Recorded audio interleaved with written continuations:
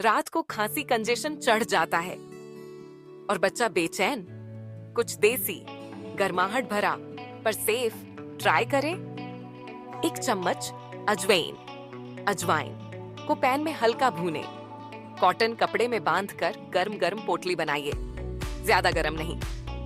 छाती पीठ से कुछ दूरी पर सूंघने दें और कमरे में नियर बेड प्लेसमेंट करें। सीधा त्वचा या चेहरे पर न लगाएं। अजवाइन की वाष्पें नाक खोलें, जकड़न ढीली और बच्चा आराम से सो पाए। आपको भी राहत हेल्पफुल लगा?